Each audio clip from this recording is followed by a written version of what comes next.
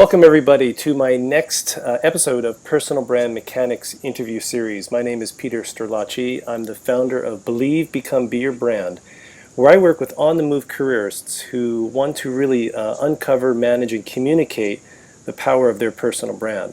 And I started this interview series a little over a year ago because I've met some pretty interesting people in my work who I think have tools and techniques to really help any one of us to build and even repair our personal brands. And so today I'm really excited because my guest today is Dan Jacobs, and Dan actually has this pretty cool tool that I'm really excited for him to introduce to us today and tell us more about it. So Dan, thanks so much for joining us on the call. Hi Peter, thanks for having me.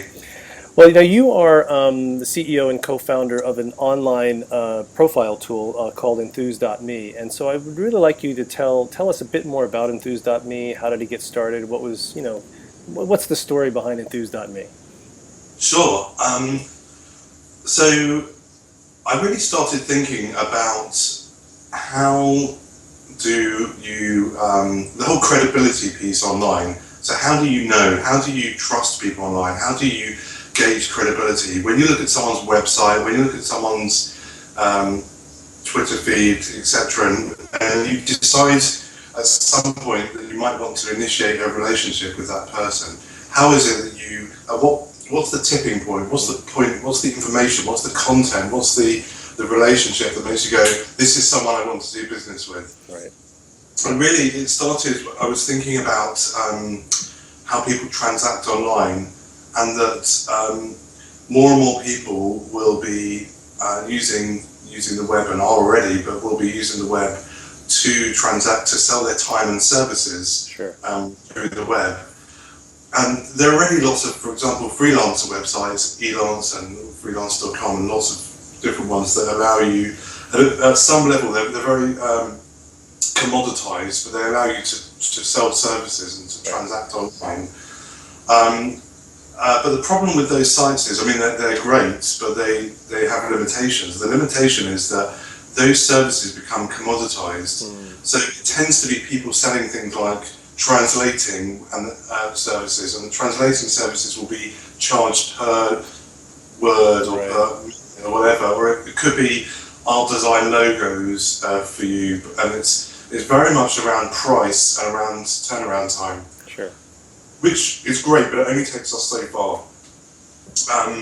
And what I can see happening in the future is people wanting to sell a higher quality service, higher value service, selling their services as an artisan, as someone who is an expert at what they do, rather than based on commoditized price and delivery time. Sure. And to do that, you need to have an element of trust. This is going back to the kind of credibility I was talking about earlier. And that's really where the whole Enthuse.me idea came from, which is, how do we create a platform that people will then want to transact through? And my end game as a CEO is to get to the point where people are transacting through the site. The piece that we're working on now is connecting people up. So we're doing, the guys, developers through those doors there, they're putting together the next piece of features, which is following users, so users can follow each other, notifications, start to build up a community. We'll then later on add in the ability to transact with each other, which will be fairly straightforward, but initially we'll see what we'll do with it. Right. But I didn't start with transacting because I really believe the personal brand is what's important. Yes. Why would I buy from someone if I don't trust them? If I don't want to buy, if I don't know what they can really deliver to me? Right. Exactly. Yeah. And I think that's and in my work in my space as a personal branding strategist, I'm often recommending various tools and ways that people can build their credibility, their visibility online. And up until I learned more about Enthuse.me, of course, some of my go-to recommendations for clients, et cetera, have been, the other ones like About.me, Flavors.me, and recently one that I really like, which is called Visify, Visify.com. And so I'm curious, I think you touched upon it a little bit in what you were just explaining, but I mean, what would you say, how does Enthuse.me differ from these other tools? And I'm just going to use About.me or Flavors.me as an example because they seem to be very Yeah. widely used. So, I mean, what is the key difference between what you have and what they have?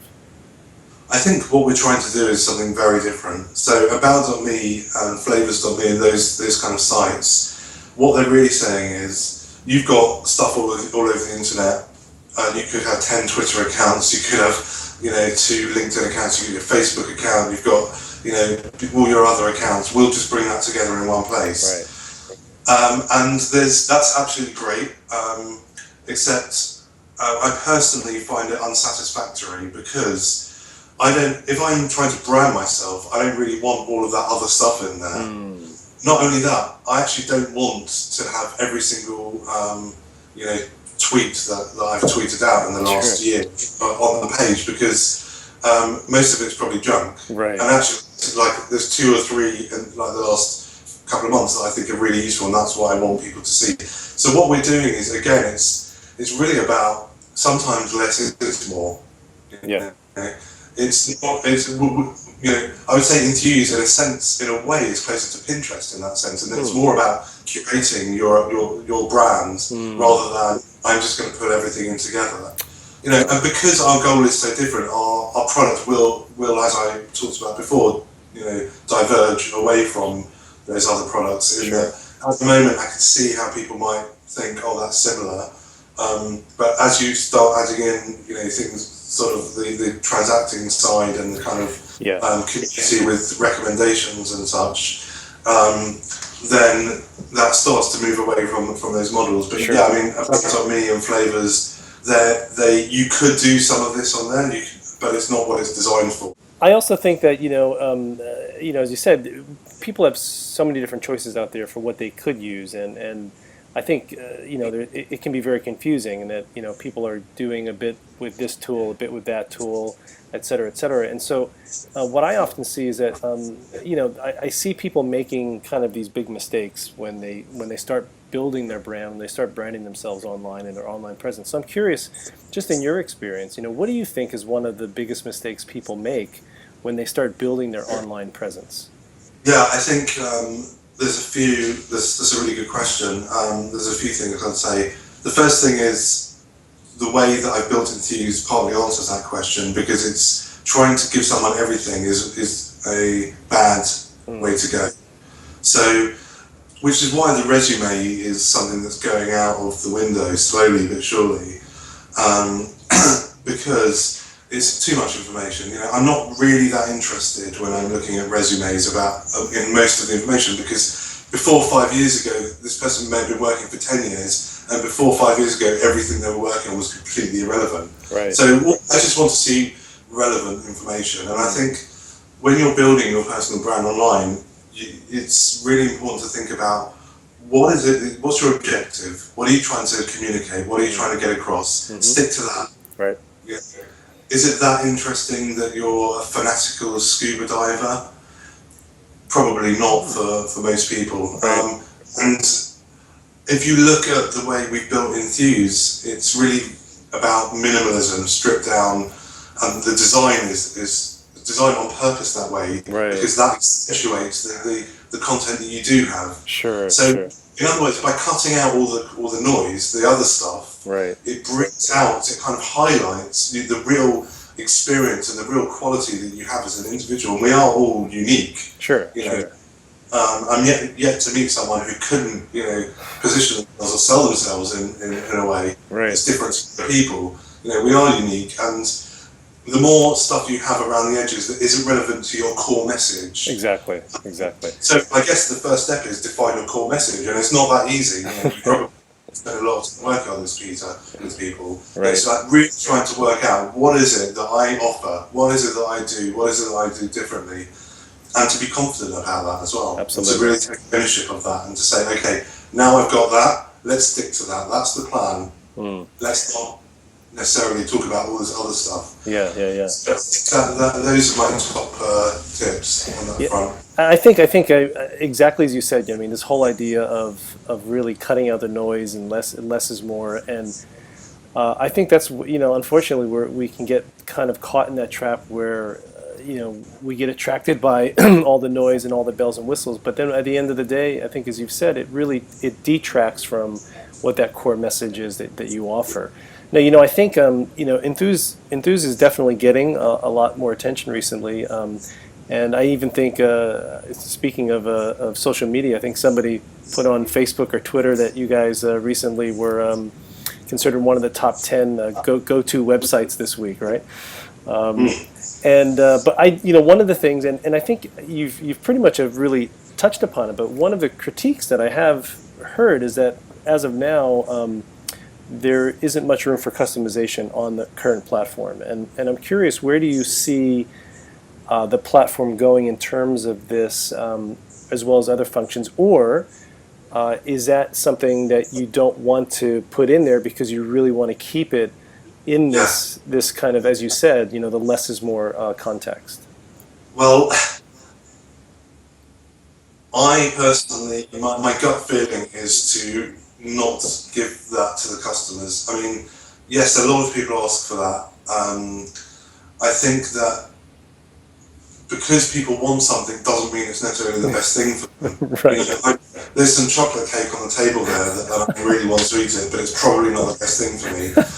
The part of the issue with sort of about.me and some of these other sites is that you can customize so much that Right. the page looks just a complete mess. Right. Most people are not designers. I'm not a designer, although I think I've got an eye for it. But you know what? I defer to the designers that I'm paying through those doors there to make the design decisions ultimately. It's really important. We're branding ourselves. Right. If you're branding yourself as a designer, that's fine. So you want to design your own site. If you're not, then if there's people think that they know about this kind of stuff, and you end up with something looking quite ugly, quite horrific. A photo background which just completely obliterates the text. You can't actually read it, Right. or there's too much noise to it. So, as a purist, I would say no customization. As a as taking my customers' sort of requests into view and thinking about it, we're looking at having some kind of themes Right. that people will be able to choose from. Sure. But in terms of creating your own design or uploading your own background image, anything we do, and we are considering all options, anything we do, we want to maintain the look and feel, which is simple. Right. And that is because you don't want to detract from Sure. what's really important. So having a big picture of your cat in the background won't necessarily, it may help, but it won't necessarily help you with your, gardening. Yeah, exactly. Or whatever it is that you're trying to sell. Sure. So yeah, it is planned for later in the year. We'll look at some kind of theming, or you can choose with different backgrounds or options. But we kind of, whatever we do, we're very, very carefully thinking about what we allow in, what we don't allow in. Well, and I think that's, that really, speaks to what the brand is for Enthuse as well. And it is this idea of kind of the pure form of it, the simplicity, minus all of the noise, etc. And I think the fact that seems to be the critique that you're getting is because people are so used to having that ability to do everything that they possibly can, and then what it tends to do, is you've absolutely are so right, is it just detracts from the most important thing, which is that core message, that core value add, that promise of value that you want to deliver, and it gets lost in all the bells and whistles. And so I think I'm glad to see that you really want to try to stick to really the foundations of how you started Enthuse and where you want to see it go. Well, as I call this interview series my personal brand mechanics, and so I'm now officially dubbing you one of my new mechanics of personal branding. And as I said before, it's basically because of having some type of tool and technique that really anyone can really use to build and repair and maintain their personal brands. Now, I'm going to use a cycling analogy because a very big part of my brand is my passion and love of cycling. And so, Oh, well, we both share that. oh, In fact, wonderful. So I want you to, if I open the no store, problem. see my bicycle there, Ah, and perfect. just Excellent. looking away, and there's Awesome. Awesome. Perfect. staff are laughing at me. So So, here's the analogy. I want you to imagine that someone's personal brand has a flat tire, and what advice would you give them? You know, the kind of core piece of advice that you would give them to pump up their tire so that their personal brand is ready to ride again. well, that's a really good question. I think we all need to reevaluate ourselves, every once in a while. Sometimes that could be every 3 months or a year. It depends on the individual. And the thing to do, what I would suggest, is to get someone who knows you, maybe in a professional capacity, but you have a relationship with, and maybe do some kind of brainstorming session with them, and talk about, like, rethink what is it that I'm looking to do, what is it that what I'm bringing to the table, where have my successes been, where have my failures been, and we all have failures, Sure. and we all, failing is the best way to learn. So really, don't be afraid to look at what's not working. Embrace that. Perfect, and it's awesome that I'm talking to a fellow cyclist too. I mean, now that makes it even much more important for being a mechanic of personal branding. So one last thing is, how can people stay in touch with you? What's the best way? Are you a Twitter guy, or is it just straight through enthuse.me, or what's the best way to stay in touch with you? Well, the best way to stay in touch with me, I'm really happy for people to send me emails personally. I'm not a massive Twitter person, but I kind of force myself to use Twitter, so you're welcome to tweet me. My email is dan@enthuse.me. If you tweet me at enthuse.me, which is enthusdotme, Okay, I'm checking that all the time. great. And also, if you have a look on Facebook, search for enthuse.me, you'll find there's a Facebook page and a group. You can interact with me on the group. I'm there all the time, and I really believe until the business has got to the point where it's literally impossible for me to respond to people. I really love interacting with people as much as possible because it's a great learning experience. Good. That's awesome, awesome. Well, thank you so much, and really appreciate your time, and for just having a great tool like Enthuse out there, because it's just another thing that I like to recommend to people. Actually, quite honestly, I was at a speaking gig a couple of weeks back, and I recommended it to the audience as this is another option out there that you can use to really communicate, as you said, your credibility. And more importantly, I think, from what I've learned from you today, is that it's really about the relevancy of who you are, really finding the relevant information and highlighting that and using that to really promote that personal brand, that uniqueness and that differentiator that you have. So thank you so much. I really appreciate it, and good luck with Enthuse, and I hope it goes on to bigger and better things in the future. Thanks for having me. Take care.